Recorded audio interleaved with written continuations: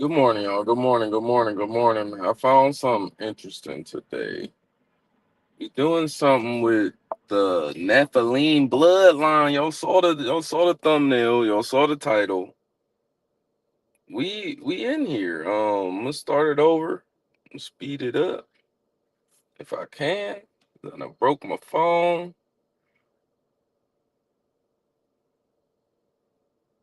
Here we go. On a podcast called The Confessionals. And I was 4 minutes in. First of all, I got this video sent to me from a friend, right? And his friend does a lot of different studies and a lot of different watchings on Nephilim. So on this podcast, the guest was somebody whose family is said to be descendants of the Nephilim. Okay. So when I first got it, I was like, oh, I'll watch it. But 4 minutes in, when he said that they were Luciferians, but then he went and named Lucifer's real name, which is Hallel. His Hebrew name is Hallel. Lucifer is what we call him in English. But when he said, yeah, the Luciferians, they worship Hallel, I said, oh, shoot. I got to watch it on here live with y'all. Okay. I got to watch it on here live with y'all. We're going to watch it together. This is my first time seeing it. This is also your first time seeing it. So let's just check it out. You come from a family that people describe it as a Illuminati family. Is that how you would describe it? That's not how I would describe it in the same way. I'll be honest. It's I think it's just a popular catchphrase that a lot of people are borrowing into. No, I come from a family that they believe they are descendants of the old gods. That's the best way to say it. That they believe that they are carriers of a seed line that gives them the divine right to rule. And that is what gives them justification spiritually, emotionally, psychologically, scientifically to dominate the lesser species known as humans. Humans literally means a lesser species of man. And they do not believe they are a human in the same way. They believe they are something other than. And that's descendants of this hierarchical ruling species that is from the celestial realm that descended in the days of Jared and came down and procreated with the daughters of men. And that they still trace their seed line back to Gilgamesh, to Nimrod. And so this is what the dynastic families believe they have, is a superiority in their genetics on one side and the ability to commune with the divine. And so their children are progenitors of these, some might call them abreactions, mutations, these skills. Now get ready for this. Now, what I know about satanic power and all the their origins, like a lot of they come up is based off of sacrifice, but it's a different type of sacrifice. It's not like the gracious, loving God that I serve. All variants of it. And so they raise up their children in this path, with which involves a tremendous amount of shattering of the soul and the identity, so that there's compartmentalization within, and it allows them the ability to train their child up in a way that makes them conducive towards the family. I call them the family. That's what I call them. You know, it's not a word for mafia than anything else. But no, we didn't call ourselves, like my family wouldn't ever call themselves Illuminists. Yeah. Right? They're Luciferian. That's for certain. They worship Hallel and Shahar, he's really known, but different reasons than what people are ascribed to. You know. Interesting. All right. So I want you to start from the beginning of what your childhood was like and just walk us through this. But before you do, you just said something that I got to ask you before I forget. What they believe, do you believe is true in the sense of them being able to trace back their lineage to the fallen? Some of them, yes. I believe they absolutely can. Do you think that's in your blood? I believe it was, yeah. I believe it is. Yeah. I believe there's no way to physiologically necessarily. My blood's been augmented a lot over the years. I volunteered for a lot of stuff and said yes to everything that they could ever give me that would make me better than what I was. I was on a desperate quest for relief. And so I volunteered for all kinds of stuff. And I volunteered for stuff that was transhuman in its nature. Really? And it augmented me quickly, you know? And that was brutal.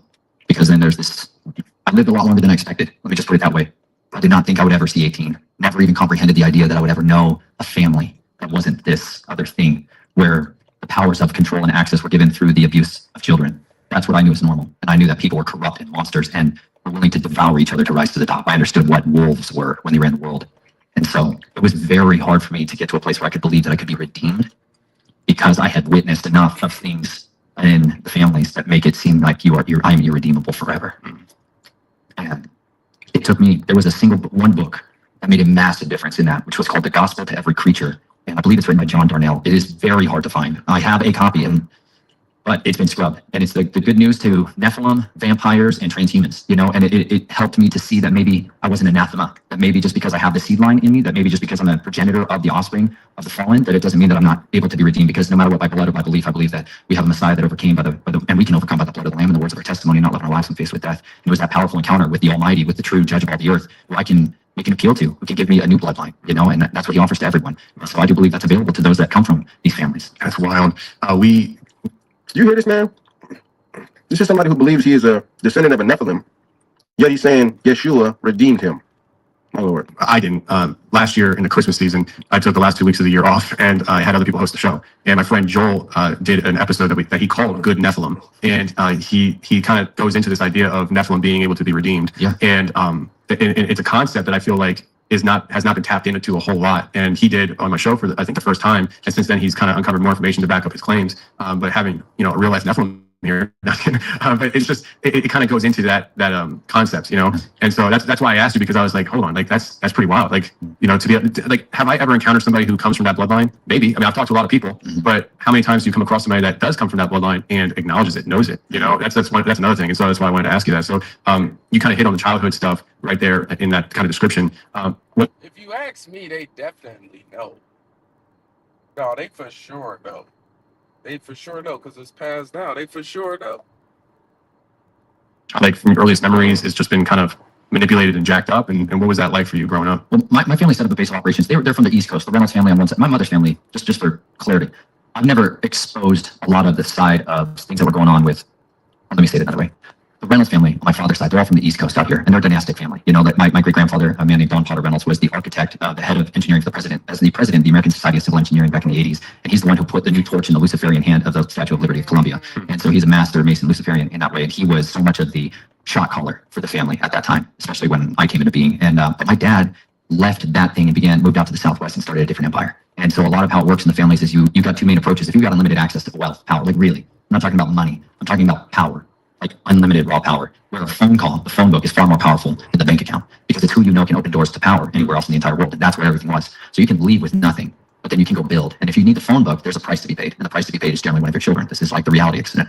It seems bizarre to some, but a child is generally a chosen child out of the family, is given over as an offering to the family. And they're the ones who's going to go through this left-hand path. They're going to experience the desecration of their soul, their identity, and they're going to become an agent for the family that is owned completely. And there's like a legal trustee that is given over to it. There's a board of directors that sits over it. Like, these are real legal confines for how the wealth is distributed out there. And so in order to build your empire, you've got to be able to go prove yourself. And that's what he ended up doing out in the Southwest. He moved to Arizona, an area called Flagstaff, Arizona. And where I was born, that is a place that's a high place, Mount Humphreys. It's a volcanic peaks that sit there. And the top of it is where the Hopi Indian and a lot of people had gathered forever to commune with the fallen. They believed that the sons of the sky would come down every season at the winter solstice, and they would abide from the winter solstice to the summer solstice there. And so this was a place where they would give their daughters over to them. This is Hopi mythology, like 101, and they would make these Kachina dolls, which were an effigy of the what I would say is a watcher angel, that would come, and the daughter would be given to them, and she would place that over her bed throughout her life, and that's her familiar spirit, right? That's where I was born into. And the people that still practice that old religion, that's the way I refer to it, they still do this. And they still take their children up there to give them over to them on these high days. And so I was born into that, and I was born through that seed line and into that ritual magic world. And but my mother's side are extreme Catholics and Jesuits through and through. And so her father ran a different operation in Southern California, which was much more based on the child exploitation side of the equation. And he operated out of Lake Havasu City, Arizona. Lake Havasu, for those of you that aren't familiar, sits in the absolute desert border of Arizona and California, and it has the Colorado River that's been dammed up, and they created an artificial lake there. And it was a secret military base back in World War II that was called Site 6, and it was a stopover point crossing the desert for soldiers going there, and they would made it into a rest and recuperation area. And so it was a party city from its foundation. It had a lot of underground structures that were built into it as a refueling point, and in the 1960s, a guy named Robert P. McCulloch bought it. And he bought it, and he also purchased the London Bridge that crossed the River Thames, and he had it shipped over here stone by stone. And while they were doing that, they excavated 80 bodies that were entombed inside it in a practice that's called annulment, where you would sacrifice a person and bury them alive in the walls of the foundation. And so there's all these chambers in this facility of the London Bridge where they would do torture and all kinds of ritual stuff. But this is why the sing-song nursery rhyme, the London Bridge is falling down, falling down. That's a nursery rhyme to talk about how you have to give your children over to the government so you can hold up the London Bridge, and they would literally take their children. This is in the history book of the museum at Lake Havasu City. You can see these bodies of these children that were sacrificed inside the walls of that space. So he bought that as a charged object. He bought that as a portal mechanism, and they built in Lake Havasu City with another designer from Disneyland, and they literally built a pleasure island.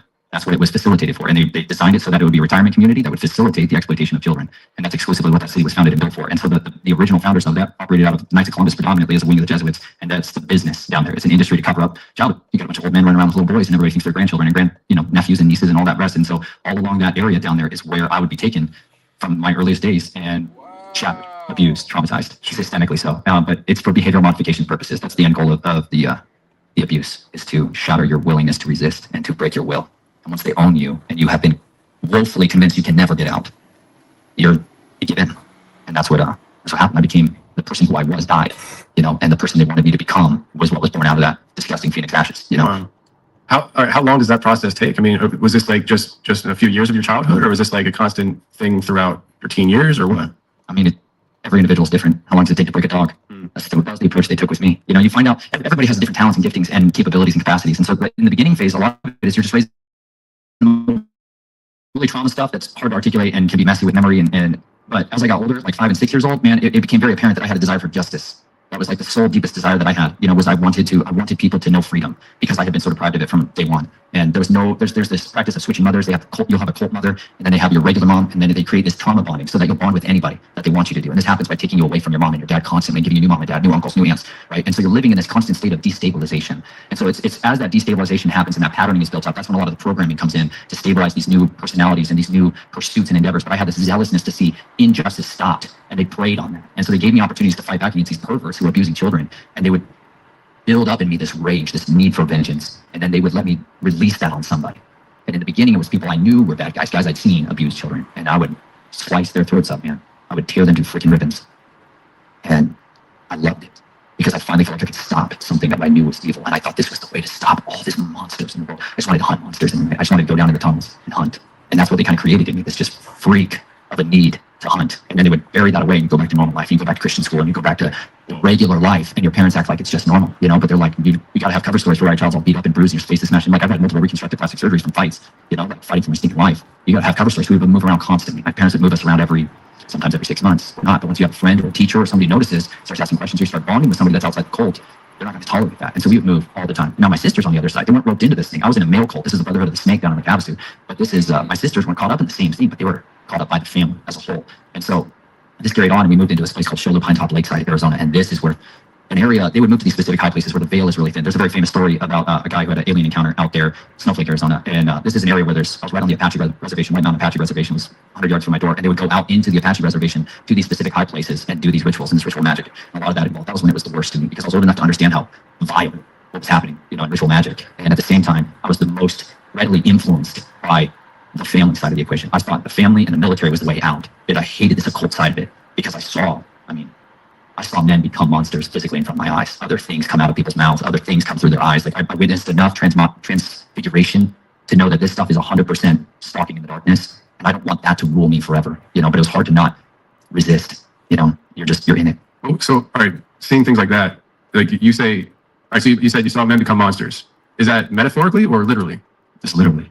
I've seen men do nasty things like an animal, but then I've seen men become not people. Like literally not change. People. Yeah, okay. And there is like lycanthropy, and there's these understandings of what the Watchers are capable of doing that most people are just woefully ignorant of, and that's why they're perishing, because they lack a basic understanding of history. Mm-hmm. And one of the predominant understandings of what a Watcher, a specific class of celestial beings, is capable of is augmenting itself. They can shapeshift. Mm-hmm. That is by their nature. They're literally called metaskizmonsitoi in the Greek in the New Testament, and it's because he says it's marvel not because Hasatan you could say like transforms himself, that's a good word for it, but he shapeshifts himself into an angel of light. And his messengers, his apostles, disciples, they do the same thing. And he's like, this is because they are capable of becoming anything they want to be in order to deceive on one side of the equation. And that's what they'll do. And so when people start engaging in these necromantic rituals and other stuff, and they start to seek the embodiment of these celestial ones, they can get these things on them and in them, and they can't contain them. And some of these guys who are messing with this stuff, who don't come from the bloodline, are incapable of cohabitating like a parasite. And they feed off of each other, and they can't handle it. And so that's why families are recruited from these bloodlines, and children are recruited out, even if they don't know anything about it. Like you said, the vast majority of people who come from these bloodlines, there's a lot of muddying of the waters, there's a lot of purity that's been changed, there's a lot of half-breeds, there's a lot of quarter breeds, right? There's a lot of people that don't know this stuff, and they start to get into lesser magic, and all of a sudden it's like the doors of everybody open to them. But that's why. It's because they can host these things better. Whereas those that don't, they get taken over by this stuff, and they can't change back. They can't return, in a sense. Like people become completely possessed and are incapable of expelling the darkness after that. And who do you turn to? You're like, you're going to go to the Catholic guy who's all into the same thing that you're into, or like most people don't understand what a real deliverance is required for somebody that has gone down this far down, where they are the consuming people. Like that's a deep, devastating, psychological, spiritual shock, physical, your liver, like the health. This is why I'm a huge into health, because I physically had to try to find ways to help people who have done all of these things. Like the consumption of human blood does horrific things to the human body, and this is a major practice within this. These families do drink blood. That's why we have these vampire class of people. It's not some kind of myth. People consume blood in order to live, extend their life force. Like this is a normal thing. You've got billionaires today who admit it on Joe Rogan podcasts and other places where like, yeah, I used the blood of my son and all of it. Like, you don't understand this is a religion, and this is a highly effective means of augmenting yourself. And so these watchers will give people this power. The priest class will dispense that to people who want to go into, like what I come from down there in the Apache Reservation was the people that slip between realms and become animals, and it's you are hitting things that are confirming so many things that like I speak hypothetically about, almost in the sense that like I believe but I can't prove kind of thing. Mm-hmm. But like for instance, years ago I had a guy on the show, and he didn't say it on the show, so I usually don't say his name because some people know who I'm talking about, some people don't. But because he didn't say it on the show, I don't know why he didn't say it on the show. But he said that he was a former, I guess I forget, like Satanist, whatever. Like he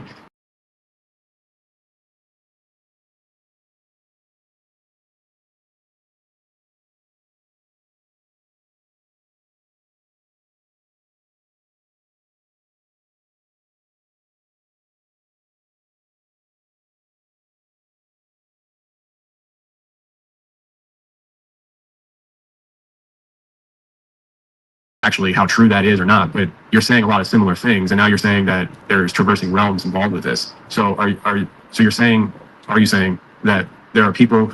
I always thought it was very interesting, the similarities but differences between the whole vampire and werewolf thing. There's always been a theme in a bunch of them. I grew up big into sci-fi, so whether it be maybe transhumanism, whether like Frankenstein, a different type of surgery constructing the body, or I don't know. It's always just something interesting about the vampires and the werewolves and how they're linked. Like they always kind of like linked in a certain type of mythology, at least in my opinion. Because of their ability to change into these things, or are those two separate categories?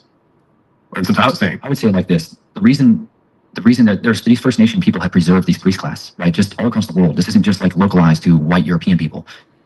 There are people here who practice the same old religion, and they call them skinwalkers. That's a name for them, right? But these witches and warlocks that practice these things, they go and rob graves and they take the infants' bones out, they grind them into powders, and they use that as poisons, like that. So the Jesuits was this like massive assassination team training group that was operating there that started training me. Well, then it was like, you needed to learn this spiritual side of assassination and hunting and stalking. And that's what the skinwalkers and the Navajo and the Dene are like they have a different priest class that does that. And so that's what I got put out there for, because they do stuff like slipping between realms. We call shadow walkers in the industry. Like these are guys that have this means to go between spaces. And so whether you can't hear them, you can't see them, you can't detect them, they're not on thermal, but there's certain types of ways that you can detect them. So it's like you have to get kind of raised up into these arts. And these are like, this is why we call it, like, this is to me the realm of Azazel. I'm just convinced that this is all Azazel's kingdom in that realm, and that side of it. And people are just branching off of his tree of knowledge of good and evil side. Notice he said Azazel, or some people may call him Azazel. It's a fallen angel. If you ever read the book of Enoch, it talks about Azazel a lot. This is crazy. He's ultimately the one that was teaching men these ways of war in that sense of it. But like, just like what happened with Nebuchadnezzar, man, they cursed him with lycanthropy. Daniel warns him, hey, don't go down that road. You got a dream from the Most High, don't do it. And he did it anyway. He said the watchers are going to curse you. That's literally what they did, man. They cursed him and made him a beast. They took him down the lycanthropy road, because that's what they do, man. His hair grew out, his nails grew out, like he became a different thing. But if you and I spotted it on camera, we would say it's a cryptid. We would call these things cryptids because we don't have a proper working knowledge of history and understanding why people call these things these names. But the vampire side of the equation, they tend to be much more human masquerading.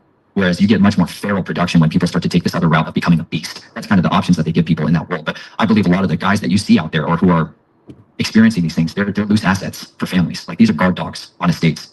Like that's literally, there was a training program I had to go to when I was 9 years old, and we'd go up to this farm in Michigan that was in the family, my dad's cousin, and they train all of these police, military, law enforcement, and VIP protection dogs, but then they have other cages that are man-sized cages for other stuff, because that gets brought in by the families, and it's like some of these are people that are just beasts, like physically people that are like not like the rest of us, strength-wise, speed-wise, power-wise, intelligence-wise, and then others of them are just unrecognizable as anything related to man. And so is that their ability, the strength, intelligence, is that something that is brought on through ritual, or is it brought on through like medical injections? I've heard stories of military injecting people with things, and they essentially become a super soldier. Is it that kind of stuff, or a combination, or what? I think it's just both. It depends on who's got high tech and who's got the old tech. The old tech is generally superior. The new tech has side effects. When people are getting injections and are using, recombinant DNA to start augmenting stuff, there's other variables that are unpredictable. Whereas if you just use a different spirit, you can predict what it's going to be. That's like when a skinwalker kills. So you have to go through, man. 9 years old, and I had to stick and kill somebody with my hands, a friend, a person that I love, because my family was not somebody I loved. And so part of in order to be inhabited by these spirits that will shapeshift you and allow you to become a different creature, you're going to kill somebody that you love. And you're going to kill them with your bare hands. You're going to breathe in their life as they die. And it's when you do that this stuff comes on you, and that's the stuff that makes you convinced you can never be redeemed. I believe it. So. All right, there's so much to unpack. I'm trying to collect my thoughts. Let's just go the assassin route. You were a kid being trained to do that. When you were doing it, did you have to transform? Is that part of the process for you, or did you ever have to never go down that route? I wasn't I didn't go that route. My route was being able to get by anything.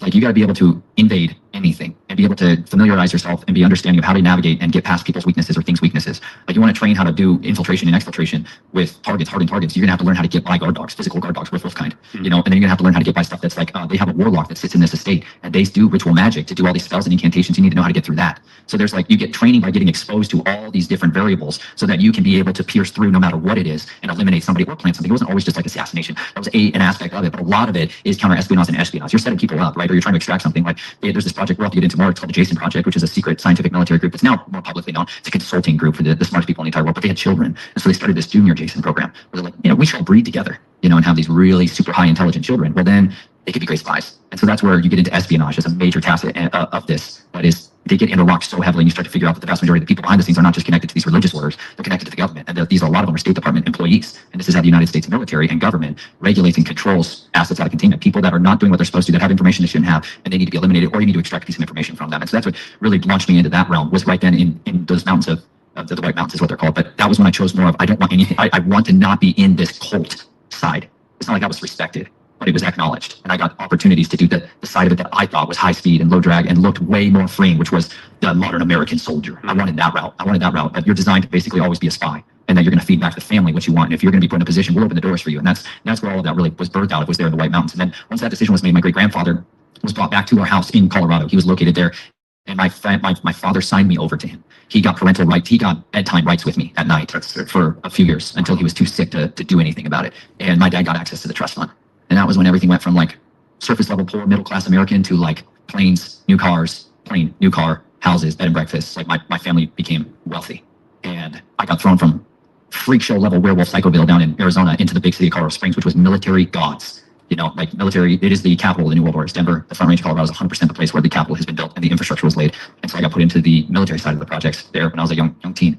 And that's where NORAD Space Command and all this underground facility for the United States Air Force Academy. And that's where I went into the military side of the equation. And that's where I stayed for quite a few years. That's wild. I had a guy on the show a while ago. I don't want to rehash the story. I don't remember what episode it was called or what I called it. I think it was a member show, but he was messing with something in his apartment, and somebody called in terroristic threats on him. And he had like all this like powder and stuff. Like he wasn't making bombs. I don't think he was making bombs. But like, anyways, the SWAT team came and raided his home or his apartment, and his brother called me. He's like, "Dude, why is the SWAT team at your apartment right now?" And he's at work, and so he just panicked and he fled. And he this is in Colorado. He fled into the woods, and this is where the story for the show came up, because he's out in the woods, and all of a sudden, he's being hunted by translucent people shooting at him. And he said this lasted the entire night until he wound up getting to like a safe zone where it just kind of stopped. And he wound up turning himself in and cleared his name and everything. And like he didn't spend, I don't think he spent any time in jail, because he wasn't building bombs, but he panicked. Like he's the kind of guy, like if I remember correctly, he's a bug out guy kind of thing. Oh yeah, and so, it's happening. It's going down into the hills. We out, you know, like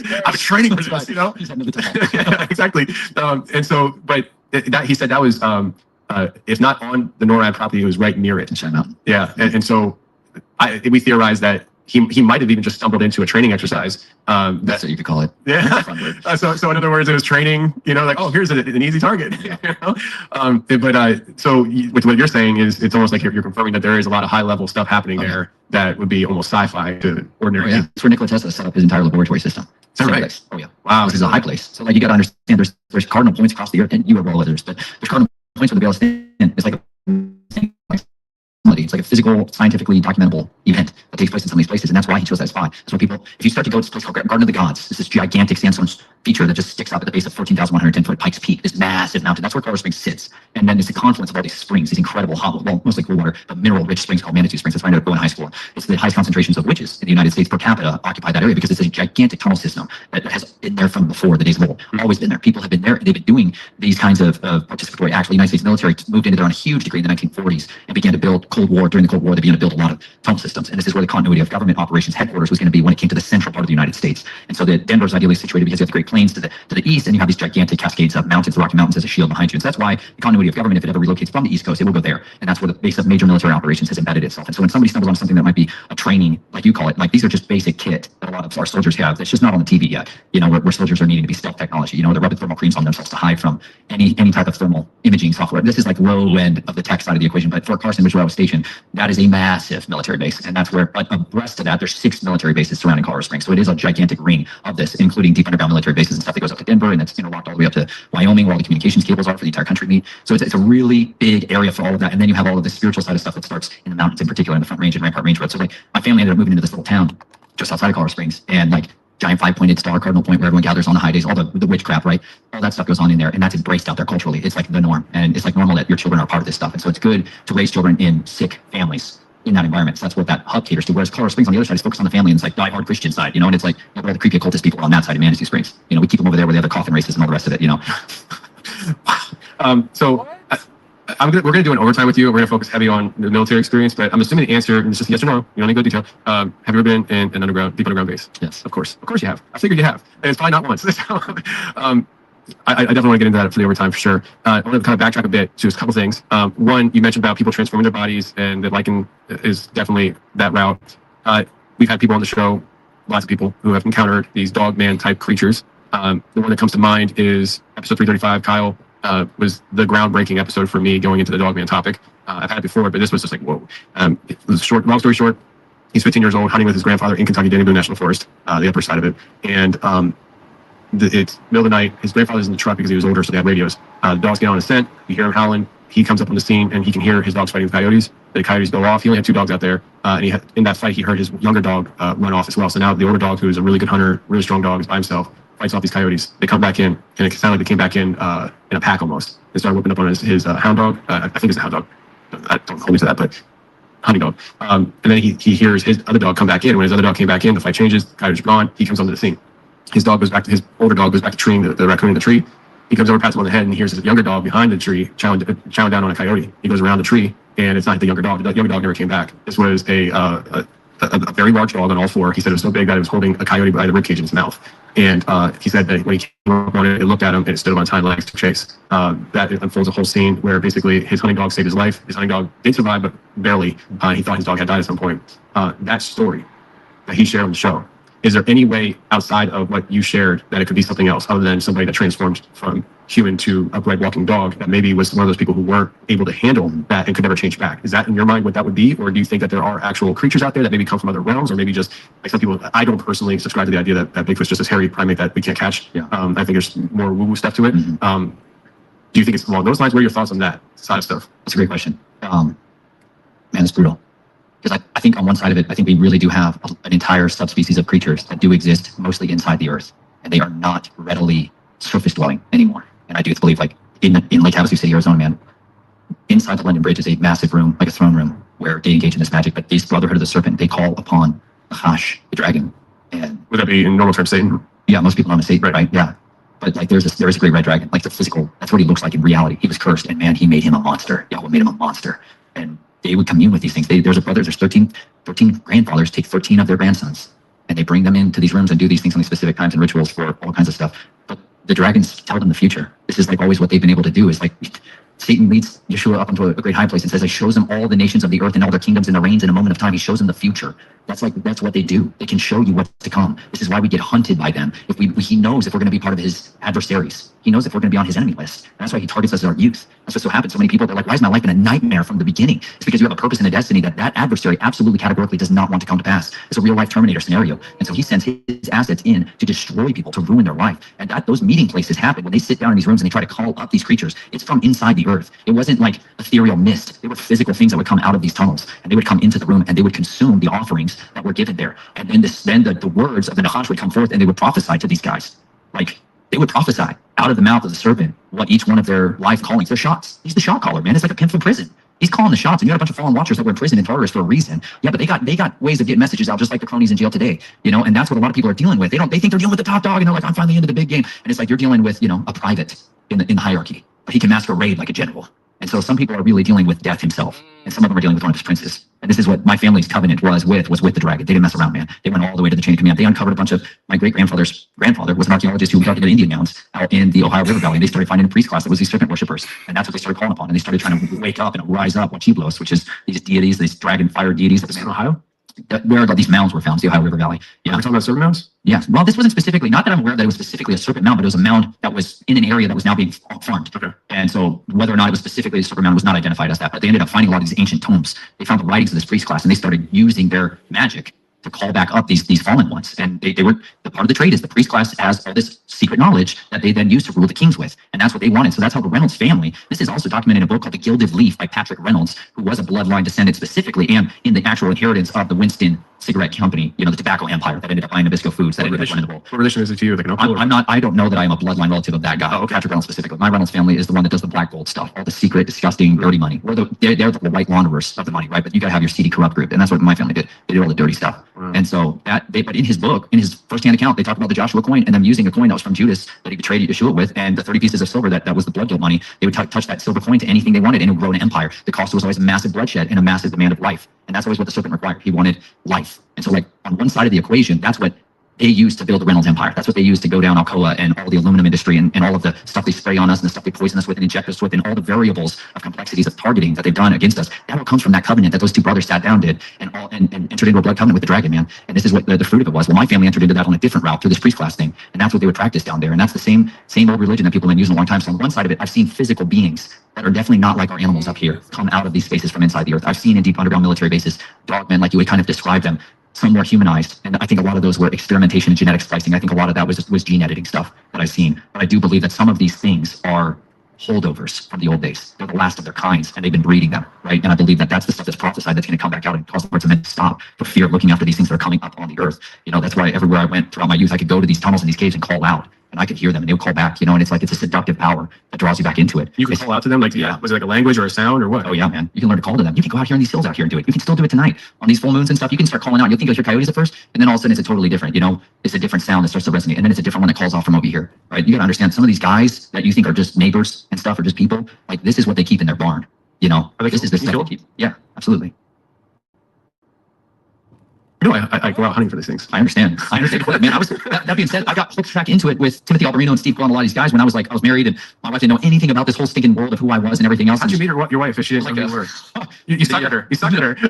That's a way to put it, man. She's still with you. She loves you. Bro, she's all in, man. She's amazing. She's my shield bearer, man. She's amazing. She has fought. We have waged a war together beyond your wildest imagination. She has seen the full force of the occult come after us, and people slaughtering sacrifices to try to desecrate us, and people try to hunt us and murder us in front of her face, in front of my children's face. They sent special kill teams after us in front of my children's face, man. And I've seen the living power, man.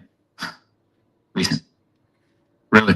Yeah. Wow. That being said, man, I do believe that there's a hierarchy, and you can call upon the Most High, man, and He's delivered us. And I've never had to fire a shot at any of these guys. I haven't had to take out their drones. I have seen supernatural intervention. I've seen their weapons jam in front of my face, like chapter in the book called Murder on Their Minds, where I talk all about it, man.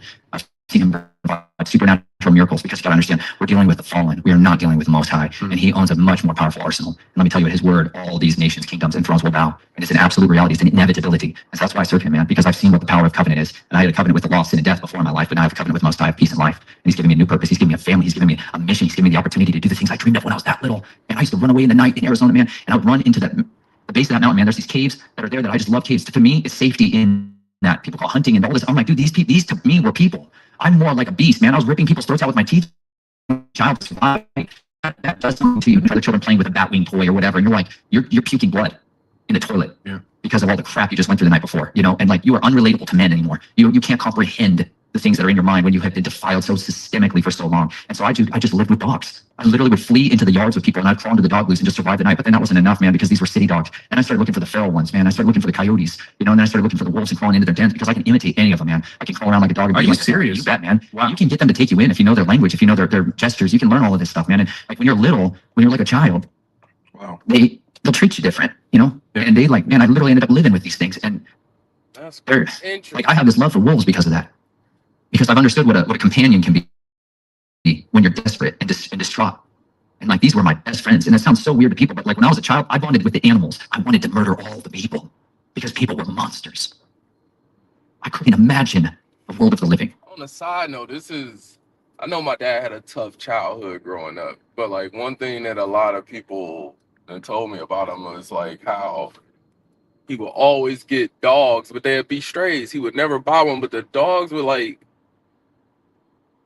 the communication and the bond he would have with them, and like it was like, so that's interesting. So like, I guess like, if you do grow up in an adverse situation, you probably are likely to clean the animals and like them more. But that's interesting. This whole thing interesting. Hopefully, I just wanted to find some semblance of innocence and purity, and I could not find it in people because everybody was manipulating me. I was nothing but an asset to them, and I didn't know which end of me they wanted. Do they want my skills? Do they want what do they want from me? And so it perverted my understanding of people. And so I just fled to animals. And that's where like, I talk to these creatures and live with them. Well, then you start encountering these other ones, and you start to befriend them. And it just becomes like a pack. Well, then my family would rip me away from that and move, and I'd have to try to find a new one. And there was this just constant destabilization. And so there's a lot of people that get caught in that world, man. And people brand them as feral children, like you might want to call it, whatever you want to call it, man. But they're survivors. That's what they are. They're overcomers. They're the remnant. They're the leftovers of nightmares. And you know what? They're some of the most incredible people or things that have ever been. And that's why I'm here to preach the gospel to every creature. That's what it says. My commission for my king, who gave me my marching orders, is to preach the gospel to every creature. That's what I'll do, man. I'll do it in the tunnels. I'll do it everywhere, from the tops of the roofs to the bottom of the earth. But I'm much more familiar and comfortable down there than I am out here. This is the world of oddities, where people think this stuff is like legend and myth and strangeness. And it's like, you go into these families, they broker deals with this stuff. They get down with the. That's interesting. I know me personally, I'm from the ghetto, man, and I'm telling you, like, I just feel so comfortable at home in the ghetto. Like, people, even especially like more recently, people be like, oh, you shouldn't do this, you shouldn't do that, you shouldn't go here, you shouldn't go there.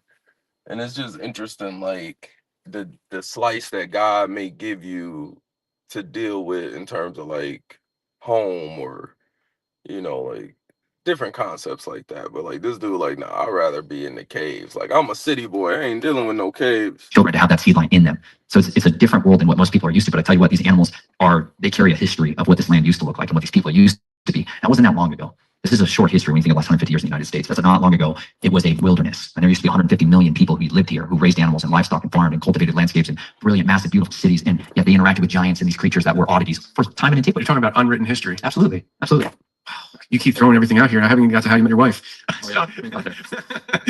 So are you talking along the lines of like people talking about Tartaria today, and like how they basically built over entire civilizations and some of these structures that we have in these big cities? Like, for instance, I've heard this, and I've heard both sides of it. So in Philadelphia, they say that City Hall is actually remnants of an old civilization. We didn't actually build it. It has been here. Maybe we built on top of it or something like that. But when coming from that area, I used to run Center City, especially as like a rookie driver. They send everybody down to Center City, and so you're peddling freight down in Center City with a freaking truck. And I can't describe to people how massive City Hall is in Philly.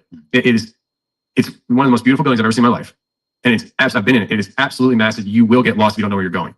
And I forget how long, but the idea of decades sticks out in my head. Like I was told that it took an extremely long time to build that building, and that always sat weird to me. I was like, how does it take that long to build a building? Like, you know, I mean, this isn't like something that was built, say, thousands of years ago, where they were, you know, making the brick by brick, make the brick, then put the brick there, kind of thing, or whatever, you know. And so I go off on that spiel because that's something that always sticks out in my head when I talk about Tartaria and things like that. But is that kind of like the angle that you're talking about? Like this idea that there was, you said 150,000 or a million people that lived here and they traded with giants and the cities and civilizations. What happened to those things? Well, I wasn't really hitting on the Tartaria and the architecture side of it. And there's other examples like the City Hall in Iowa and other places. I traveled, like I told you before, 4.5 years in an RV. And at the time, mud flood in Tartaria was in. And I was like, well, I'm going to go look. So I just started traveling around these places specifically to try to find and identify and document evidence of this catastrophic event, or like, are these recovered cities, as opposed to the idea that we, you know, all bet these was horse and buggy and all the rest of it. Yeah. You know, like I wanted to know for myself, but that isn't specifically the history line that I was talking about. I'm talking about before that, the side of it that is definitely more like, when you go in, like one of the best books, for those of you that are book guys,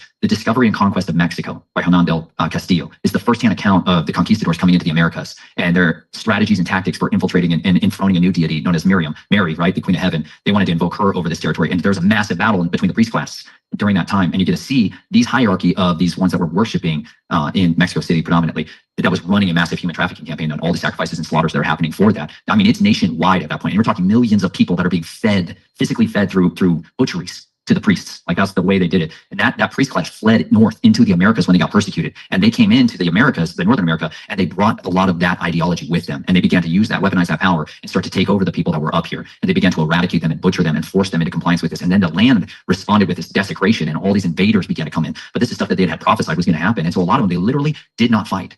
They literally had prophecies that there was going to come bearded men with shiny metal helmets, and they're going to come and you're supposed to bow down and yield to them. And so that's what they did. That's why you had a few hundred guys with a few horses and dogs, unbelievable hunting dogs, crazy stories in their full armor, killing squads of people, these dogs single-handedly. It's From Europe? Yeah, bro. You want to talk about what dogs can do? We have no idea what dogs do. Oh yeah. DeSoto and what he brought with his dogs in the Americas, most terrifying things that the natives had ever encountered was the dogs, because they would kill hundreds of people, like just jump from one to the next, ripping throats out. Like these are all documented things. So I love that side of the history of understanding where did this all come in here, and why was there the expunging of the record of anybody who had a culture or a written language? Well, that's because we wanted to support this ideology of manifest destiny for this invasion force that was coming from Europe, was that it is our right to rule over these savages and to begin to take their territory. But ahead of that was the surveyors, and then and following them was this military expedition across the West, which was to the Army Corps of Civil Engineering, eradicate the history of the people out there. And that's what they did. That's why they built dams and rivers and lakes in specific places and changed geography. They're sponging any evidence that this is a advanced civilization. But we have firsthand accounts of people that said, we've been in the biggest cities of Europe, and over here, they're better and more beautiful and more grand and well-designed than anything we've ever encountered. Wow. This is not just one. Many people that came over here in the beginning could not understand the capacity of the people that were here. This is the origin place of the earth in so many more ways than what people think of as Africa. This place is where the first documented evidence of a horse, of a camel, of all of these languages, mummies, the oldest mummies in the world. All this stuff is here. It's just not public. Wow. It's publicly accessible. It's just not popular. You know what's interesting is that you say that, and fast forward a few hundred years, here we are. And now we look at European cities and we're like, man, they're so beautifully built. But look how clean they are, because our cities suck. Like everything's falling apart. Nothing's built to last more than 50 years. Like it's just, it's kind of totally flip-flops. That's wild. So, all right, I'm going to go back again. And I do want to hit on the story of how your relationship with your wife evolved and stuff, because, and we will hit everybody listening right now. First of all, we will ask the question of where are your parents today? How do you get, what's the story there? Because I even told you that's the question I was going to ask you at some point. But I'm looking at my, and I also, while I'm talking here, before we go any further, I didn't say in the beginning, I will put in a link in the description. You do have a book. You did mention it. And I was like, dang, I didn't mention it in the beginning, but it's called Snatched from the Flames, One Man's Journey to Uncover the Family Secrets Buried in His Blood-Stained Past. And that is available on Amazon. And I will put the link in the description of this episode. But let's talk about family. Let's start with the family that you love now. How did you meet your wife? How did that whole thing evolve? Did you ever think that you'd have to tell her this stuff? Did you have plans? If not, what spawned you telling her? How did she take it? All that. Like, I'm very interested on the social side of this. Like, she, when I got out of the military, I ended up studying psychology at the University of Colorado at Boulder. I wanted to put people back together. I was tired of taking them apart, and I wanted to understand what the heck was going on in my mind, because I lost. The military washed me out, man. They scrubbed my memory. They did multiple traumatic brain injuries and all kinds of specific things to try to explain what had happened there. They don't want you telling your secrets. Anyways, I was a dribbling mess. I literally couldn't remember how to walk right, eat right. I had Post-it notes on my wall to tell me to shower and put on clothes and names. I went from savant level IQ kind of stuff to like impossibly debilitated, and it was excruciating on me.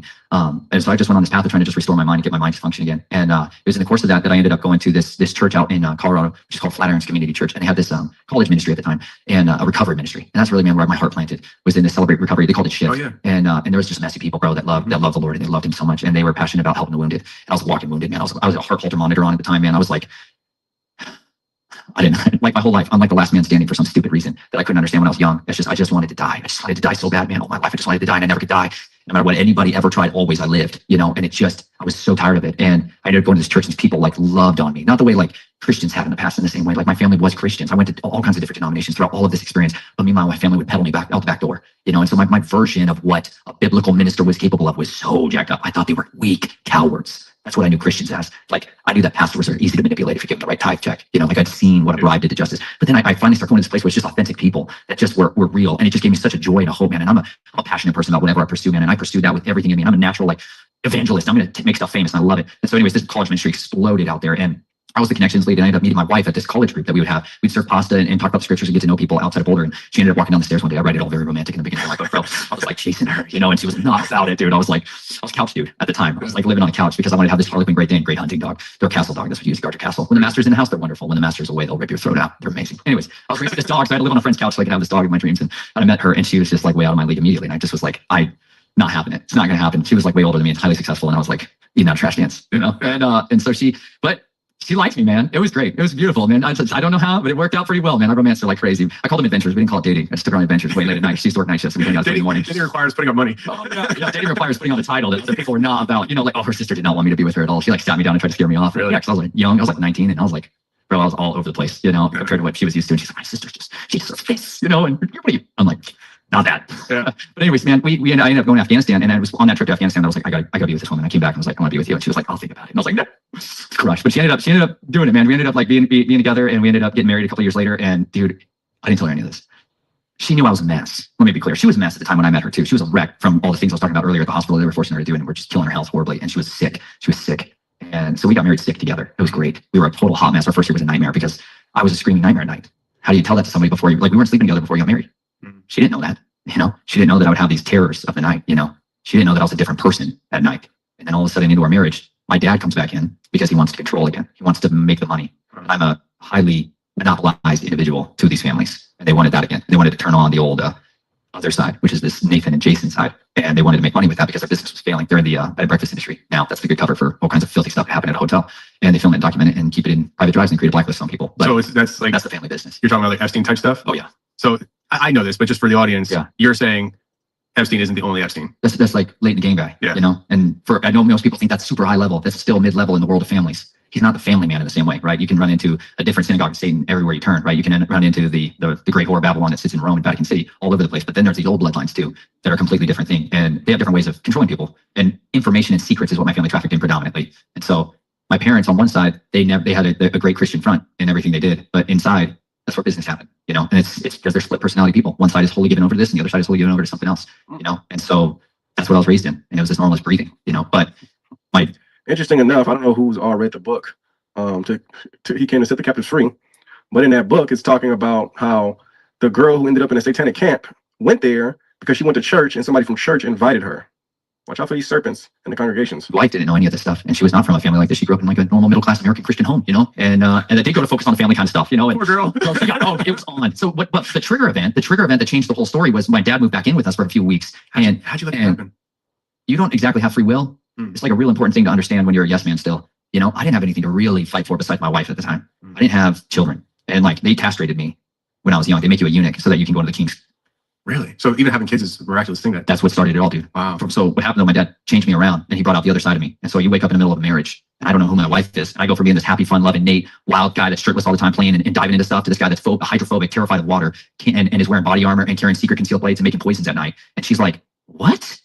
Goes by a different name, disowned all my friends, burned my phones, you know, went full protocol, like sterile protocol. She has no idea what any of this stuff is. She's like, I don't know what tradecraft you're talking about. And she's like, what is happening right now? And I changed clothes, wardrobes, everything. I started getting into this underground world. Time out. I just got, before I forget this, you might say yay or nay on this, but what you're describing almost sounds like a Jason Bourne type thing. And they named him Jason in the movie. Does that have anything to do with the Jason program, do you think? Absolutely. Okay. And the Jason program we'll is for that.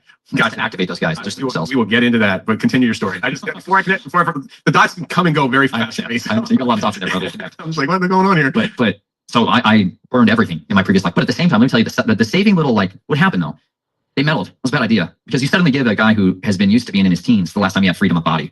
And you suddenly give a guy who's in his 20s, who's got a car and who has no handler on site, you know, and this thing called the internet at his fingertips. And now you can look up anything. And this is what happens. Like between 11 and 3 in the morning, I'm going to start learning. And I just start diving into all this stuff. And you can start asking questions and get into forums and blogs and backdoor access to all kinds of stuff. And I started connecting dots on who is who. Because what they want me to do is go after a kill list for them. But I'm not interested in that. I've got a very, very long, old kill list from a lot of other stuff they don't know about and other people don't know about. That's what I was thinking about. You know, I'm like, I'm going to just burn this entire house down. I'm running operations on a covenant, a cult that was operating out of Boulder, Colorado. I just started investigating people again, like I do. And I started going out at night, street walking, street preaching on one side of it. But on the other side, I was doing surveillance and counter surveillance on these guys that were running children out of Boulder streets and starting to build dossiers and everything, you know, because it's like what I do. I'd rather live in a cave and come out and do that kind of stuff and then disappear. But I've got this wife who to me was like a lead weight. It was like a giant point of vulnerability. I live in a house. What the heck? You know, I was like ticked. So I'm pissed all the time. I basically hated her. So she felt that. Okay. She felt that. Gotcha. You know, the wife will feel your ambivalence towards her. More than anything you ever do to your wife, she'll feel ambivalence the most because it's the opposite of love. It's not hate. It's ambivalence. And that's what I gave her. And I started wearing knives strapped to my chest and razor blades in my shoes. And she's going to start picking up on stuff like, why are you always wearing guns? Like always. You know, and I'm like, you know why? She's like, why? Do I want to know why? Yeah. But at the same time,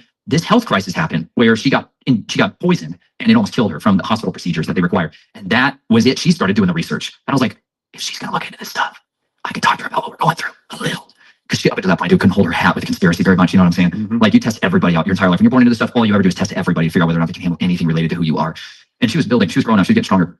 But then she got pregnant. And this was I ended up having a surgery. Let me go back a step. I ended up having a surgery because I had horrific constant testicular pain. I had a lot of kidney pains, kidney stones, peeing blood all the time. Like my body's been through hell, you know, and I have catastrophic shutdowns of my organs regularly at the time. And I ended up getting a surgery to try to help alleviate that. Well, about a year after that, we ended up getting pregnant, which was to me a miracle that I knew the Father wanted me to actually have children, which meant I had to choose.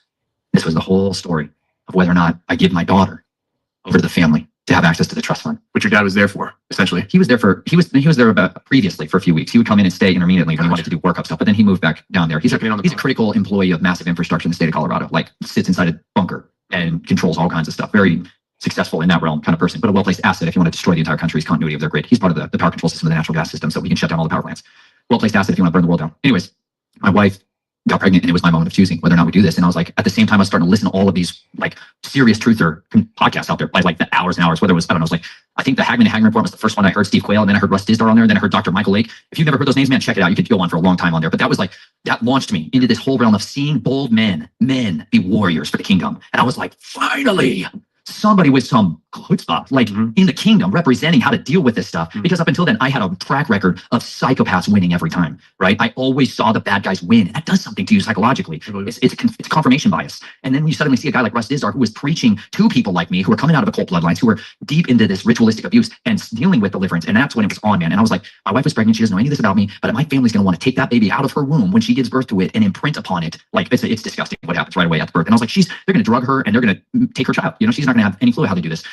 I was like, we got to fight. We got to resist. I'm going to go all in for the kingdom of righteousness. And I'm going to absolutely do everything I can to sever ties with my family. And so I went to this conference called Hear the Watchman Conference down in Dallas, Texas. What year? 2014, I believe. Wow. And that's where chapter 5 is called Deliverance in Dallas. And that's where I heard Russ Dizdar speak. And it wasn't the first time I heard him speak. It was the first time I heard him speak was at a conference where he was talking about runners, guys like me, blade people and all this other stuff. And my wife looked over at me as he was describing me and she kept looking at me like, this kind of like sounds like you. Sounds like you. Like more and more and more. She's like touching all. She's like, how many knives can I touch? She's like, yeah, oh, dude, that was nothing. Those are the ones that just, yeah, it was crazy. So now we're down at this conference in Texas, and she still doesn't know anything. She's 6 months pregnant. Like, game is coming on time, right? Like, we got to figure this thing out. I fall on my face at the end of his preaching. He calls like people if they want prayer, come to the front, man. I run up there and I fall on my face and I weep like I've never wept in my life. Just desperate for that evil, like that latent seed out. I want it out so bad. I want to be a man of free will. I want to know what others took for granted from their youth, which is to make a decision without somebody else's manipulations in your life. Like, I just wanted freedom, and I wanted my child to never have to know the world that I was born into. I wanted her so badly to get to choose for herself what her future would become. And I was so inadequately equipped to do that for her. I had nothing, but I had a willingness to fall on my face and cry out to the one who had everything. And I believed on him, and I called on him, and just was wrenching my heart out on that floor, man. And this guy, Tom Dunn, he laid down on the floor next to me, man, and was like, what's going on? You know, you're clearly upset, dude. You know, like, I'm just sobbing hysterically and asking for deliverance from addictions and sexual addictions and drug addictions, you know, substance abuse issues and stuff. I've coped with that my whole life. You know, I'm so perverted. I didn't understand normalcy with any of these things. And he just prayed for me. It wasn't like some wow thing, but he just prayed for me honestly and sincerely and asked Jesus to heal me, man, and deliver me. And when he did that, man, it was like this giant black tree just got ripped out of my brain. That's the cover of my book, man. It was like the Father, he took this hand and he took that pierced hand and he gave me a transplant. You know, he took me out of that family of death and he gave me a branch of life to live again with, you know, and that's where it started. Somebody else at the same conference, random person walked up to me, handed me this folder and disappeared, like straight up disappeared in a line I was in. I was like, what? She's like, you need to read this. And it was all these prayers for breaking the curses from generational sins of Freemasonry. And I was like, what? And I'm like, what is this? It was Isaiah 54 Ministries. It's on my website, but they burned that website to the ground after I put my book out. But I've got it archived and stuff if people want to still see that. But I went through it back in Colorado and I prayed those prayers, man. And I did all this renunciation for all of these oaths that my family had taken and that things that I've been a witness of. And that's when it was on. That's when the war kicked off, man. It was because then all of the memories, everything was there at the forefront. And that's when they knew I was not going to be a part of it. And that's when I went direct back to them and was basically like, listen, I forgive you guys personally for the wrongs and the evil that you have done to me. But you need to understand, Grandpa still is a pervert. Like, and you're still taking your grandchildren to him, and that better stick and stop. You know, like it was like a showdown. Initially, my dad's like, I'm sorry, I know this stuff happened to you. I'm really sorry that it happened to you. Like, I'm the dad, I'll fix it. And then at the same time, he was like, don't tell your sisters. Don't you dare tell your sisters. You can tell anybody you want. I don't care. Just don't tell your sisters. So that's immediately what I did, right? I'm like, game on, son. You want to fight that way? So I went and told my sisters. And then it was just this, she crawling up in a fetal position and revert back to this infancy thing. And just like, I don't remember. And then they bring in somebody else to live with her, like a handler to scrub her and control her. Cause they have big families still that are still in, you know, and that's your sisters still in? Oh yeah. So when you talk to your sisters, I have not talked to them since. Okay. The last time I talked to them. They didn't remember at first and you were triggering memories? Is that what? No. Yes and no. Well, my oldest sister, I don't name any of my sisters because there's a lot of innocence still at play. I'll name all kinds of people, just not them. But my oldest sister, No, he said put some names on it. reverting back to He said the put stuff. some names I on was it. like, I need help. I need counseling. I need deliverance. I need, like, please help me with all this stuff, right? Mhm. And she wanted help and wanted to get out. And the next day when I went back to talk to her, she was gone. That version of my sister was gone. And they had this young guy that had moved into the house overnight. And she literally couldn't tell me anything about anything I said. She didn't remember anything that had happened. She didn't remember like me coming there to the house the previous day to talk to me about any of this stuff. She was just completely aloof, right? And that was my last interaction with her. And my dad freaked out when he heard that I told her all this stuff. And then I went to talk to my other sister at a splash pad. I talk about this stuff in my book. Her and I are visiting at the splash pad. I brought my wife, Chelsea, with me as a kind of corroboration to all this stuff. And she was really responsive in a good way. But then right in the middle of it, my dad showed up at the park. I mean, he slammed into the parking lot and came barreling over and had this screaming showdown with me in the park, calling on crazy and powers and stuff. Like, the guy went from his Christian self to this whole other thing in front of my wife's face for the first time. My dad was the most, he would have never seen a lick of scary ever until that moment. And then this other thing came out of my dad, the principality of the Reynolds family that he is in covenant with. And that came roaring out and cursed my marriage, cursed me with insanity, cursed my wife, you're gonna be naked, all these horrible things. He's screaming and cussing at the top of his lungs at a splash pad. This is like a real splash pad, little children like, and there's this like demonic massive battle going on over in the corner. And I was rebuking him and calling, like, it was like the sword that was in my mouth was far greater than his, because I had the power, the authority of the Holy Spirit like I'd never had in my life. And I couldn't even hardly articulate the power that was on me, but he physically got up and ran away from me, screaming over his shoulder, ran as fast as he could and drove away, terrified of me. And that was the last time I ever saw my father was that moment. That was the last time I ever saw my sister, you know? I've not spoken with any of them since. Because at the end of the day, they still sent my grandfather there to receive my daughter when she was born. He still flew up to the state to try to get access. I had to sting a one-man army standing in the birth center, ready to run and gun with that guy if he showed up. But my family's never had access to my children since then. And now we have more children. Now I have 4 children. And that was the start of so much of that journey, though, was we're going to do whatever we can to get away from this.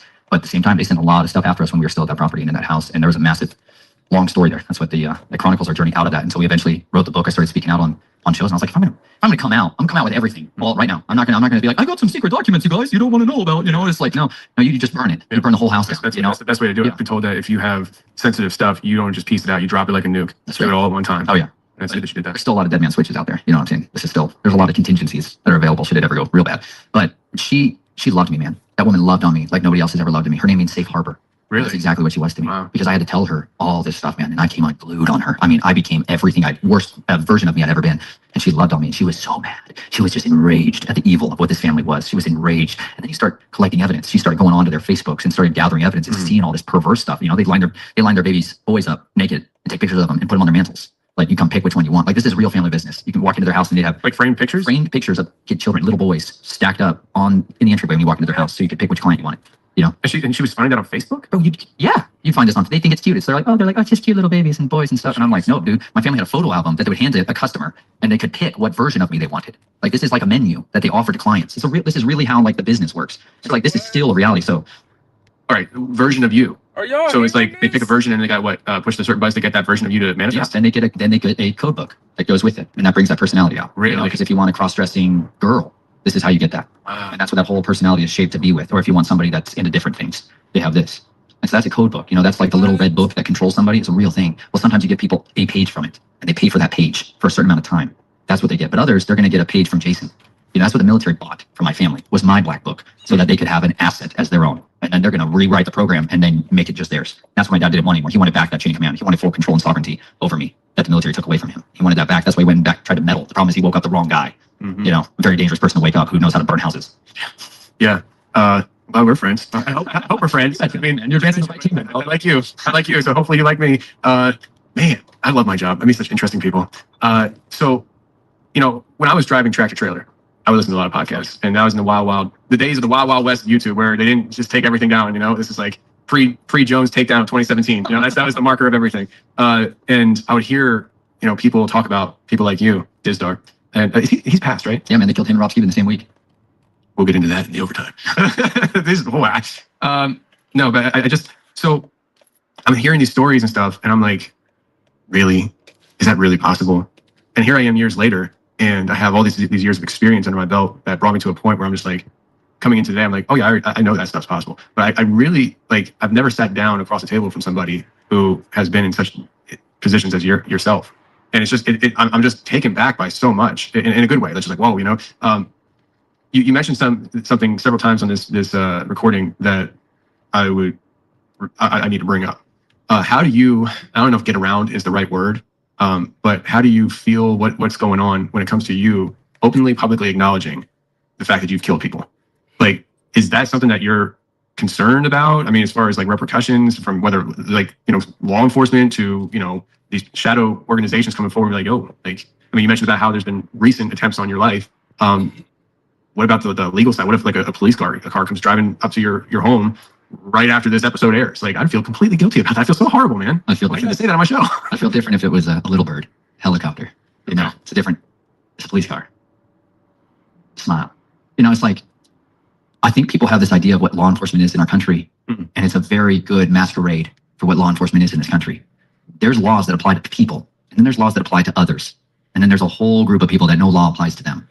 And I was so familiar with that experience. You want to kill somebody, and you're in the family, right? You mark the target, you mark them. You might cut their ring finger off and put it in their mouth and shove a dagger through it and leave it in their jaw, okay? And you leave that at the scene. That is what's called a message to the masses, that this hit has been authorized by somebody far above your pay grade, and you leave it the heck alone. It happens all the time. There's a lot of murders that happen in this country, all over the world, that will never be on the news. Families. I'm talking to a guy who's a migrant worker, and his family is in the cartel and is a sicario. If you don't know what a sicario is, it's an assassin. Hashashin is where these words come from. And he goes in, he's living in a normal town here in the Appalachians, and his next door neighbor, all of them are murdered. All of them.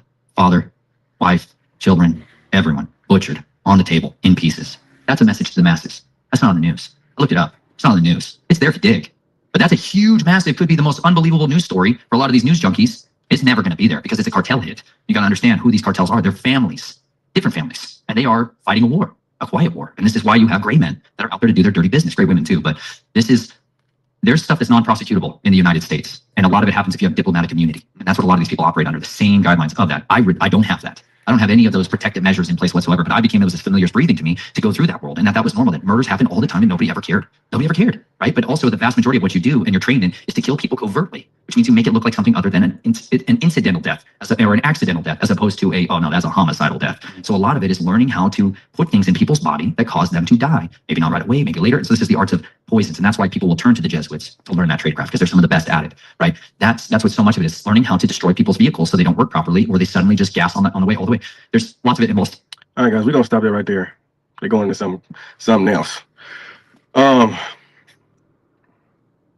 pray you guys. The crazy thing is, we talk about different things, and we've talked about different things on here, and some things sound so crazy that you think it's it's a conspiracy, and different things we've talked about. I know some people thought it was a conspiracy, and then it turned out to be true. And what you have here is a man who was naming fallen angels. He was talking about having a bloodline connected to the Nephilim and fallen angels, and different things that is biblical. So crazy to see a human being talking about something like that on a platform and it getting so much attention, because that means that a lot of stuff is coming to light. And the more and more and more stuff comes to light, the more people acknowledge something that's supposed to be hidden, the more they're just going to show themselves. So who knows what's to come in the days ahead? Who knows? All I can say is be right. Be right in front of the Lord Almighty. Be right. Oh, man. Be in a good space with God. I kind of like this one. As you can see, when his dad had the principality manifesting through him, he couldn't take on him because he had the Holy Spirit in him. Have no fear, for the Lord has not given you a spirit of fear. He hasn't. And that's why, because the one with you is greater than the one in anyone else. Hallelujah. Praise is edifying for you guys. I love you guys. Let me know what you think in the comments. God bless. Shalom. All right, brothers and sisters, welcome back. I'm not too sure if you guys have seen the episode we did. Yeah, we running it back. I'm running it straight to the next. Of the man Nathan Reynolds, whose bloodline was connected, whose family's bloodline is connected to the Nephilim. Right? He escaped them, gave his life to the Lord, and now his testimony is super powerful. If you guys haven't seen that video, go back in my. I'll put it at the end of this video. It's also the confessionals. That's where we actually watched it. Some of you guys were wondering what the original video was. I'll put that in the description again. But there's a part 2 that I was sent. Hallelujah. So we're going to watch this part 2 as well together, because I have yet to see it. So we're going to watch it together. Again, this is the Confessionals podcast. Tony Merkel interviewing Nathan Reynolds. Let's check it out. Has some kind of Nephilim DNA in him, and that's why he was reproducing such large people, and he had this unknown strength. Like if people don't understand, pigs get really big, and I had 2. And mine were American guinea hogs, which are known to be more the smaller breed. And when we processed those pigs, they were probably about 250, 280 pounds. I mean, they're huge. And to pick up a live one is even harder, right? And so if he has a full-grown pig that's bigger than what I had, he's picking up live over the fence to just carry it away. I mean, that's some serious strength. And so it makes me wonder, if he had that kind of lineage in his bloodline, and with what you're talking about with, these biblical characters that are documented through Scripture, it makes me wonder, how many of those still exist today? I mean, 100 years ago wasn't that long ago, Do you have any thoughts on that?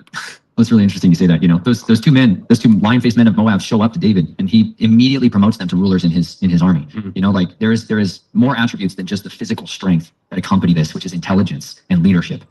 Those qualities that translate to effective warriors and leaders of warriors are far more valuable than just the strength. The reason Goliath is the character that he is because he also was empowered by spiritual forces. He was cursing Israel by his gods. Mm-hmm. The non-human entity side of the equation can never be lost in the story. You must always understand there is intellectual power based off capacity of individuals. And so many of these giants are physically, spiritually binding themselves into people nowadays to where they are like the gods of old, and they are becoming like the hybrids in their own sense, and they're being hijacked and parasitically used as if that entity now has a body. The disembodied was cursed to wander this earth. It was there was no place found in heaven for these spirits, and there was no place under the earth for them to go to. And so they were wandering souls, and this is why they wander about in dry and desolate places looking for hosts, and it's some people.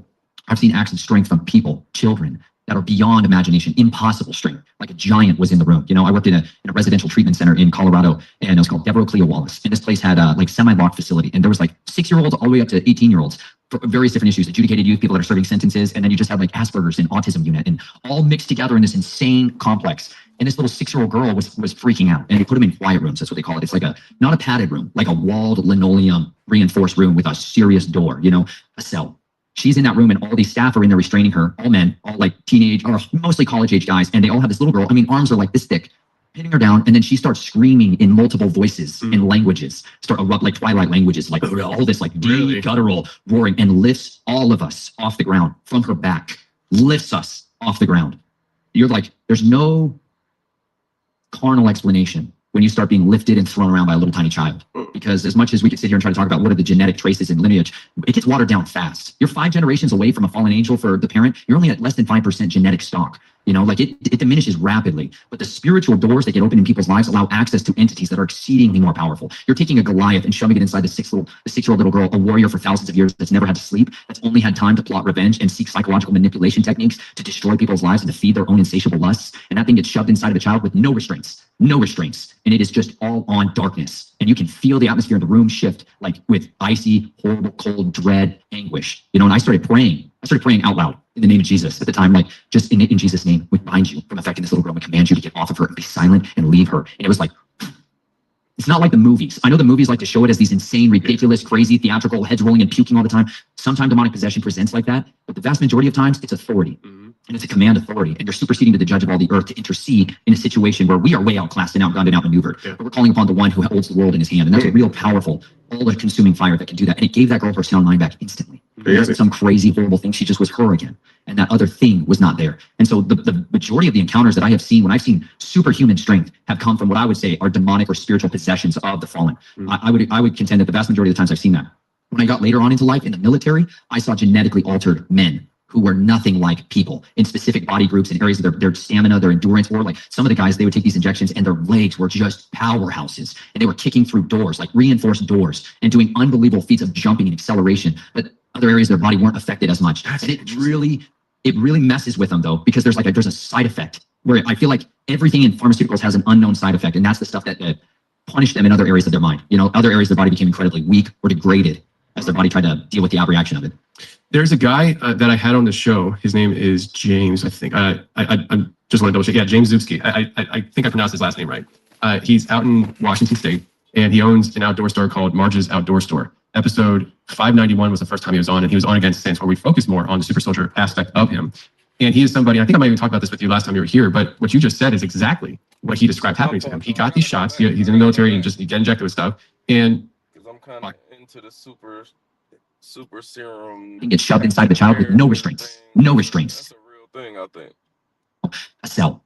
She's in that room, and all these staff are in there restraining her. All men, all walled linoleum reinforced room with a serious door. You know, a cell. She's in that room, and all these staff are in there restraining her. All men, all like teenage or mostly college age guys, and they all have this little girl. I mean, arms are like this thick, pinning her down, and then she starts screaming. Voices and languages start erupt like Twilight languages, like all this like deep guttural roaring, and lifts all of us off the ground from her back, lifts us off the ground. You're like, there's no carnal explanation when you start being lifted and thrown around by a little tiny child. Because as much as we could sit here and try to talk about what are the genetic traces and lineage, it gets watered down fast. You're 5 generations away from a fallen angel for the parent. You're only at less than 5% genetic stock. You know, like it diminishes rapidly. But the spiritual doors that get open in people's lives allow access to entities that are exceedingly more powerful. You're taking a Goliath and shoving it inside the 6-year-old little girl, a warrior for thousands of years that's never had to sleep, that's only had time to plot revenge and seek psychological manipulation techniques to destroy people's lives and to feed their own insatiable lusts. And that thing gets shoved inside of a child with no restraints. No restraints. And it is just all on darkness. And you can feel the atmosphere in the room shift, like with icy, horrible, cold, dread, anguish. You know, and I started praying out loud in the name of Jesus at the time, like just in Jesus' name, we bind you from affecting this little girl. We command you to get off of her and be silent and leave her. And it was like, it's not like the movies. I know the movies like to show it as these insane, ridiculous, crazy, theatrical, heads rolling and puking all the time. Sometimes demonic possession presents like that, but the vast majority of times it's authority. And it's a command authority, and you're superseding to the judge of all the earth to intercede in a situation where we are way outclassed and outgunned and outmaneuvered. But we're calling upon the one who holds the world in his hand, and that's a real powerful,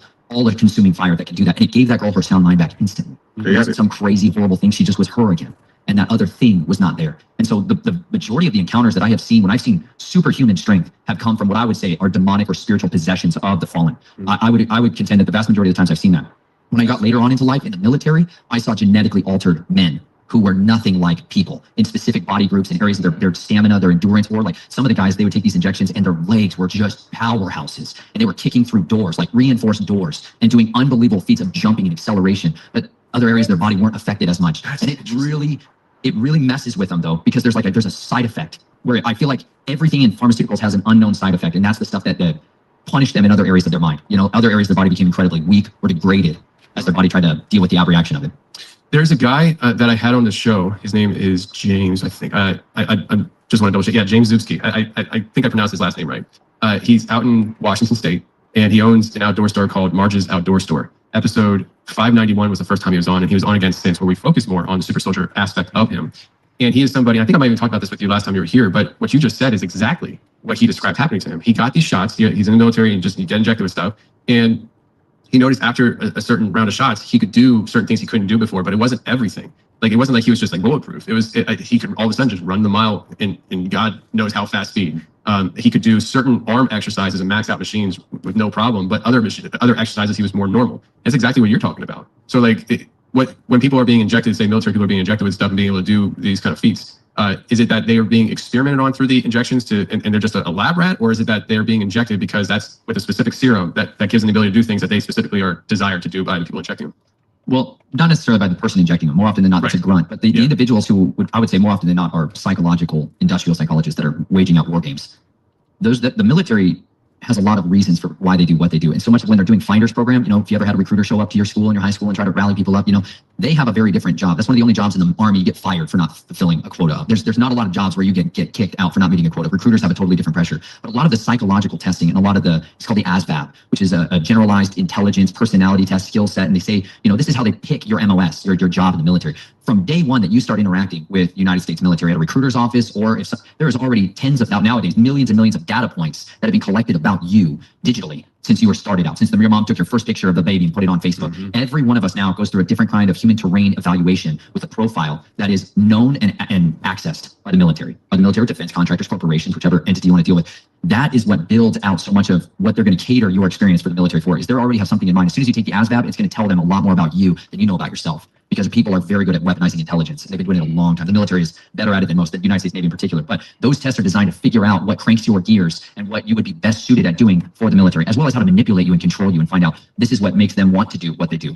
So when guys start getting pulled into these other programs, they get when you go into in-process, you go to this place called MEPS, which is like where you're processed into the military. You get a lot of physical examinations and a lot of they're going to do all kinds of things like duck walk to see what your flexibility, your mobility is like, whether or not you have flat feet, hearing and vision tests. They're going to start probing you physically and more psychologically before they go ahead and make those kind of final assessments. But when you walk out of there, there's a dossier now on you biologically. There's blood tests that are done, and then they're going to start looking for specific precursors, not just internally, not just mentally, but internally. Like in your blood and DNA? Yes, because in your blood and your DNA is going to have lineage of your ancestry and your heraldry. And most Americans, most westernized cultures, we have literally thrown out the door as worthless nonsense. But when you go back not too many generations, you have 1 million ancestors, not long ago. And it is a very serious thing, ancestral heraldry, and how it impacts people generationally. And one of the predominant levels of that is how generational curses play out versus how generational blessings play out. And there's people that sit behind the scenes and maneuver that through oaths and curses of their children or their grandchildren to take inheritances from them later on. And these things physically manifest in their life later on. But that ancestral heraldry plays a major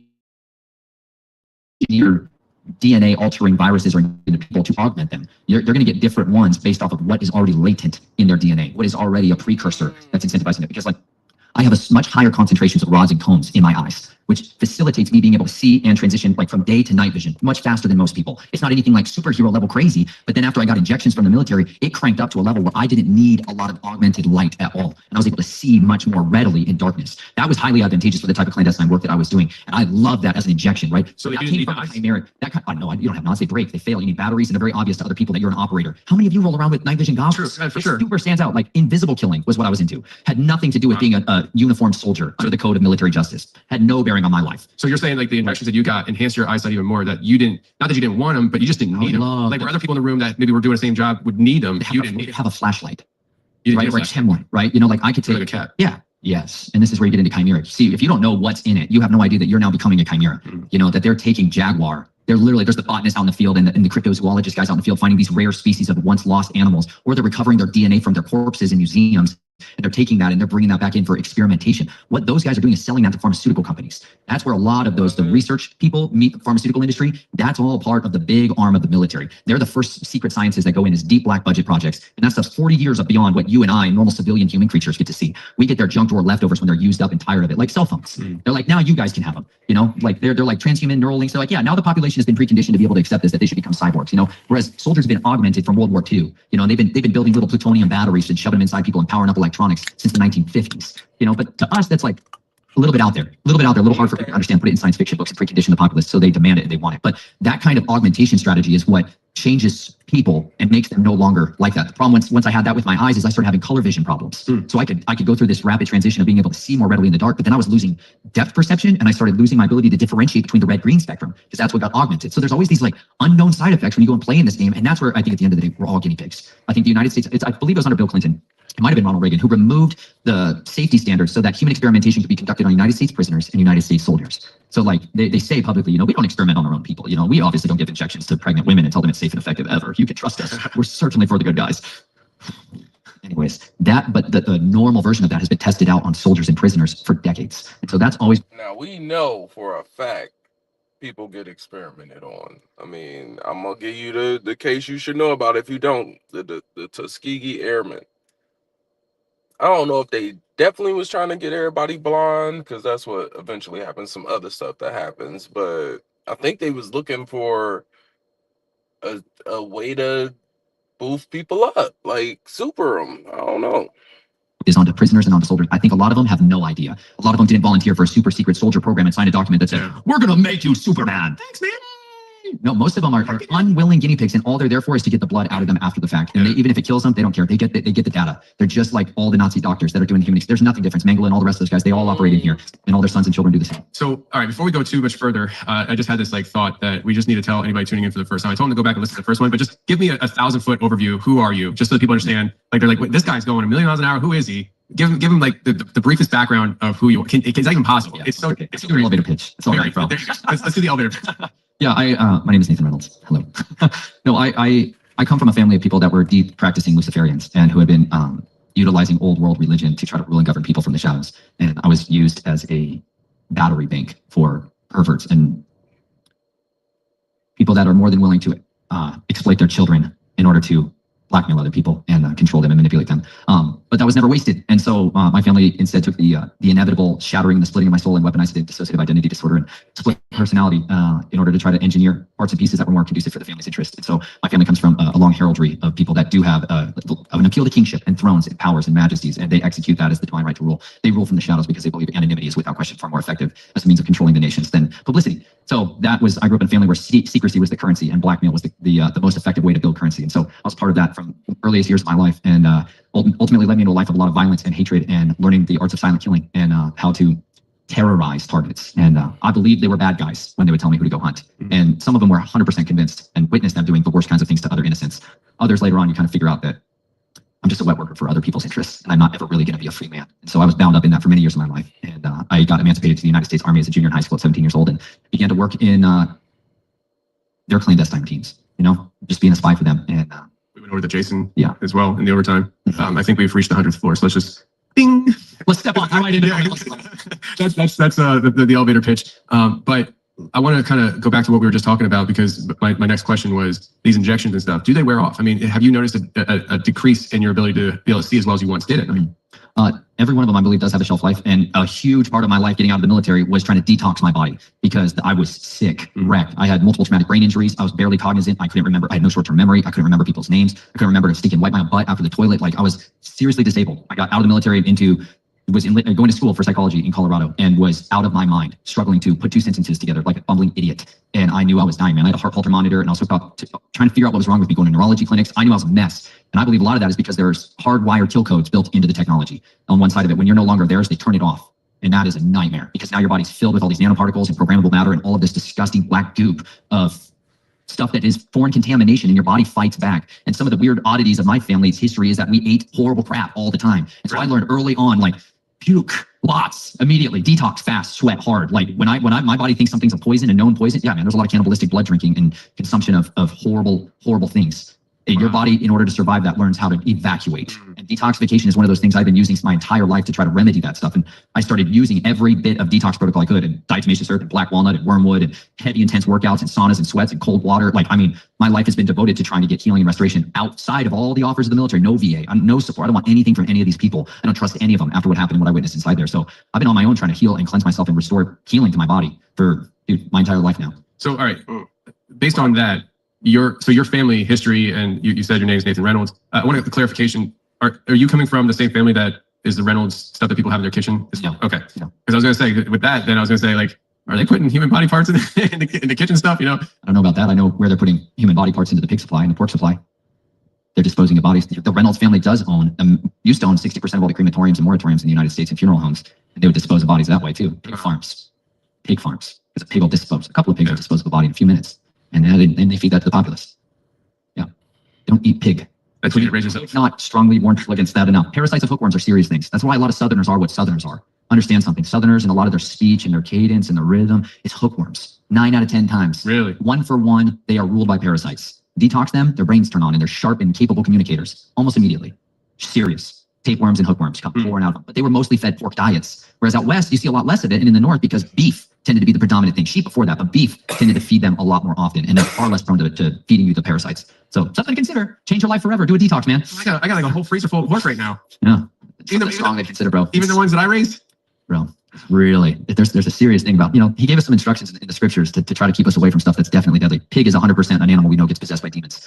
Absolutely. The legions that come out of the two men, the demoniacs in the tombs, where do they go? Pigs. Straight into the pigs. And the pigs are fully possessed, total possession. Think about this. The power, the spiritual possession capacity of 1 man, 2 man, depending on which count you're in, filled a herd of pigs and it drowned them in the sea. That's because those spirits, when they lose their assignment on their target, they better bring a sacrifice back with them so they don't get their stinking lunch eaten by the higher principality that's ruling them. Those guys got possessed from a ritual of Bacchus. That community was raising those flocks of pigs for rituals to Bacchus, where there was this drunken revelry and this possession, total possession through sexual depravity of all things. And they would rip, the climax of the event was ripping apart the pigs and eating them alive, drinking the blood and consuming them. Those guys were possessed during that ritual and they could not get deliverance after it was supposed to be over. That's why they're out there in the tombs. That's why the whole community knew who they were, because this is supposed to go away after the festivities die down. But they stayed naked and running around and nobody could chain them up. Like, that's the power that's in there. But understand, this is why swine and pork is so heavily warned about in the scriptures. Like, don't eat it. Don't eat it. When you abstain from these things, like my family and I just started trying to eat the way that the scripture said, like literally. And it was unbelievable how many of the lights turned on in our brains, and like why it was valuable for us to try to find clean source food. It literally led me to become a farmer and regenerative agriculturalist, because it was hard to find real food. It was hard to find food that I didn't know with certainty wasn't tortured before it was killed, which does a lot. Adrenocortisol is a serious thing that gets shunted into the bloodstream when an animal is terrorized before it dies. All that cortisol gets shunted into the meat. That's why an animal tastes gamey. If you've ever eaten a gamey animal, that's because it died scared. Like if you kill a fish and if you catch a fish and you let it suffocate to death by throwing it in your cooler, it dumps blood all through its muscle tissue filled with cortisol. When you cut that fish open, you will literally be able to see blood in the tissue. That blood is what causes the gaminess, the fishiness of fish. But if instead you cut its arteries by its gills and then you kill it in the brain and cut its other vein that's on in the base of the tail, and you actually bleed that thing out, it'll keep for weeks without any of that smell. It's incredible what happens when you butcher animals the right way. And you like, even how you did butcher your pigs, quiet, no scary, not a feedlot. It was quick. No, you're not bringing the cattle into the chute and they're smelling blood and feces of all. That's super interesting, because I don't know who all knows about the whole adrenochrome situation. But if you don't know about that, read up on it. When it comes to children and fear and adrenaline, super wild. So to hear him saying that stuff about animals is even crazier. All the other animals, and the death is in the air, and they're terrified. That feeling is by design. You never have to kill animals that way. You don't have to do that if you try to design a system that's a beast. But when you do that and you feed that meat to people, let me tell you, it's full of that blood. It is full of that cortisol. It is full of all those compounds that are not good, not beneficial, and they're detrimental. Versus like you go and learn how to do artisanal butchering. This is how I redeemed a lot of this crazy, insane stuff in my life, because I love sharp knives and I like killing things. I'm going to just say that. I didn't enjoy always killing people, but I really enjoy giving something a dignified death. If that makes sense. And to me, there's no more dignified death than up close and personal and intimate with something that's a sharp tool. Like that's what I did with sheep that I raised. That's what I do with chickens I raised. I learned how to treat them with respect and kill them in a way that fulfills this contract that we've had. I've given you shelter and food and a wonderful, abundant life. And now you're going to help to provide for my family. And I bless you and I thank you for that life. I respect that animal. That's how it's supposed to be done. When you eat animal that's killed that way, it tastes different. You also get to eat by the sweat of your face, and you get satisfied in a way that nothing from a styrofoam package can ever give you. So that's why I try to call people back to raising their own animals, and if not, support the people that do. Find a guy who does it the old ways and does it the right way, and support them. You know? Yeah, absolutely. Around here, that's real popular. Like a lot of people do their own homesteading, and they'll sell their crop and things like that to people around that maybe don't have that opportunity to do that, whether it's where they live or whatever. What you just said about it's interesting because you said you enjoy killing, and that's obviously like a very unique thing, right? But I've heard it before, and it's interesting because this guy has a different background than you. He's never been on my show, and I don't think he ever will be. But he's local to here, and I've had conversations with him, and he has said things that make me feel like he never told me he enjoyed killing. But in conversation with him, some of the things he'll say, it's not normal. Like what you just said. You said the quiet part out loud, right? I did. And I almost didn't want to. yeah, but like he's gone through intense military background, where he spent, I think it's about, I don't know, I think he says 6, maybe 10 years of actual military service in the Marines. But I spent like almost like 2 decades doing operations, and the stories he has is just wild. But I don't want to say exactly what he said to me to make me feel that way. But he said something to me that made me feel like he still desires a specific type of kill that he hasn't gotten yet. Yeah. And he didn't say he enjoys killing, but what you just said reminds me of that. Now, he doesn't claim at least to have a background like you, and I don't think he does. I mean, he does. That's interesting. He does come from a high-profile family in the military, and from what I understand, even his siblings are like him with their backgrounds. So maybe I should probably talk to him in more detail about this. Now I'm thinking about it. It's like, oh, maybe there's something there to pull at for him. I wonder if he has any gaps in his memory. First, I doubt he does. I think he would have told me by now. But it's interesting. Let's just keep it away from what your family history is, and the fact that his family does come from a higher end military family. Do you think it's something with how the military trains their people and how you kind of were trained up even before the military, that's a mirror image that creates people like that? Like, from what I understand, your training started before you were military, and so you have a different history, at least theoretically, than him. But you both come to a similar. You think it's trauma? Trauma tends to be the common denominator that is sought after by all operations teams. Trauma, no dad, another big one. That's a big one. Broken homes, violence, abuse, systemic manipulation, chronic desire to get out and being inescapably trapped. These are like prerequisites that build monsters. Learned helplessness is the behavioral way of saying it. I mean, we're raising generations of them by the millions right now. A bunch of people that feel impotent, unable to stop the nightmare that's happening out the door, feeling trapped, without fathers, without leaders, without any hope for deliverance. It messes with a man. Bad. Drives rage, anger. And what's sought after most is not type A personality. Go get her, get it done. Dominant man. Competitive. They can make that. That's easy. But that's better geared towards grunts. That's better geared towards traditional warfare. When you're looking for people that do clandestine, third option, covert work, you want somebody that's passive aggressive. A passive aggressive personality style is far more advantageous to work with to create clandestine killers than any other profile. So that person that tends to stuff it real effectively and have a great poker face and be the chameleon. That's what's more often engineered and cultivated. So that's like. This place is very special, extremely special. It ranks very high. I'm sorry, I done lost the video. And my phone is all jacked up, so I don't know how long it's going to take me to get back to it. All right, here we go. That's what's more often engineered and cultivated. So that's like when you take these personality tests or your children take them in school, it starts immediately. The first testing every one of these children in every school system in the United States take are designed to start finding them immediately. This is what GATE is, gifted and talented programs. This is what these special education programs are. So many of what people are sending their children to is designed to recruit and cultivate and handle and manipulate next generation warfighters, next generation newscasters, next generation politicians. Hold up. When you're looking for people that do clandestine, third option,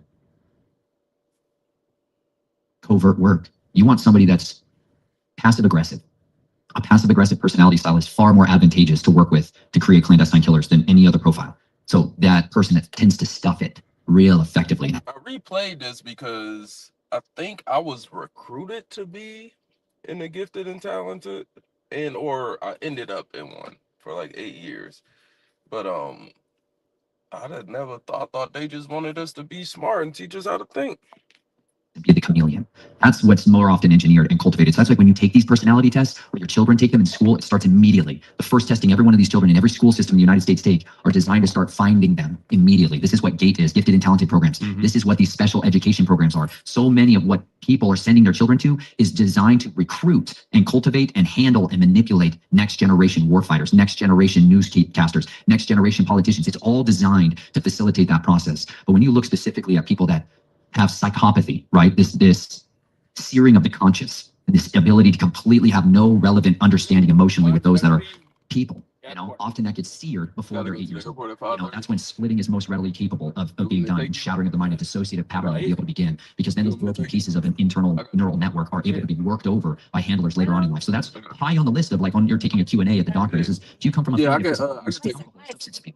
Because a kid who was addict understands the difference between two mommies, one that's high, down, or looking to score. They're very different mommies, and they immediately are preconditioned to that kind of stuff. That's why the CIA recruits guys like that. That's why they look specifically through records for those types of attributes. I'll let my wife in know. very deep military families, it's different. I wasn't raised in a overt military family at all. My family was handled by military people. But we were a splinter cell family. We could not be ever noticed and affiliated with the United States military. There's no Well, if you could write me a note or give me just some more details, like of people that are stay behind enemy lines, 4 let the o'clock. whole entire country get overrun until they're activated. And they just keep making more and more and more of these sleeper cell soldiers to make more generation until I'm the doing well. That's how my family operated. So by the time we got into the United States Army, I started being surrounded by former veterans. Just, hoorah, hoorah, filthy soap and blood. Yeah, they told me they want me to come pick somebody up at the airport at 5:30. Is that correct? 12 o'clock today. What time? 12? Yeah. That's a very different time. Okay. 12 o'clock is your airport. Drop. Okay, 12 o'clock. 12 o'clock. You can drop them? Yeah. Yes? You said, all right, do you want me to drop them off? I thought I was coming to pick someone up. Yeah, because they're going to Texas, Dallas. Okay, so they're getting on a plane. They want to ride for airport. And nobody can drop there. That's why I'm just asking you, because you are neighbors. You are, and they are talking about you all the time. You are so nice. Oh no, it's okay. I'll do it. Let me get a nap. I just got off work, so let me go get a nap, and then we'll be there soon. Okay, 12 o'clock, but they cannot understand because they don't speak English. Okay, now do they have to be on the plane at 12, or do they have to be checking in at 12?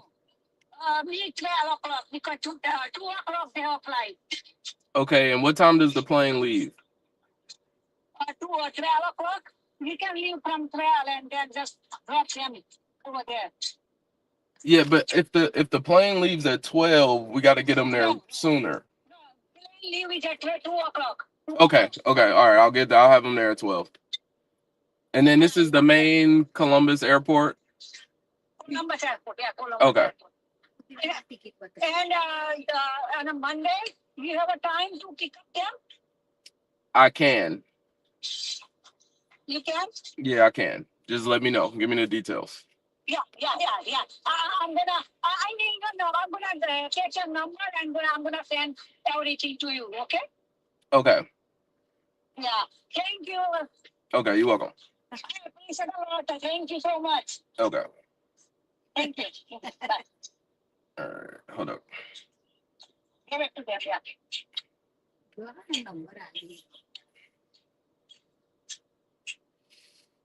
Hello?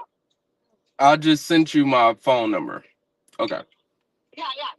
તારા માં આવી ગયો number Okay, we'll leave at like ticket ઉભી રહે ticket નું બતાવી દઉં ticket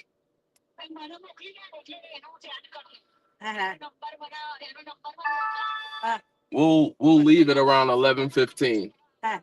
If we leave here at 11:15, I can get y'all there. Ticket બતાવી દઉં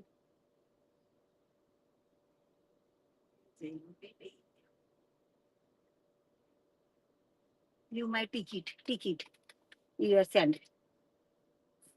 I don't think I need it. I think you'll need the ticket. I won't need the ticket. Time. You are clocking time. Yeah, y'all the plane leaves at 2. Yeah. I'm gonna have y'all there at 12. 12. Okay, no. Yeah, so we'll leave here at 11:15. 11. 11:15. We'll leave. Okay. Okay. Sorry about that, y'all. My neighbors needed me for a bit. On that note, I need to go get a nap. Yeah, I gotta go get a nap. Looking out for the neighbors today. Had a call.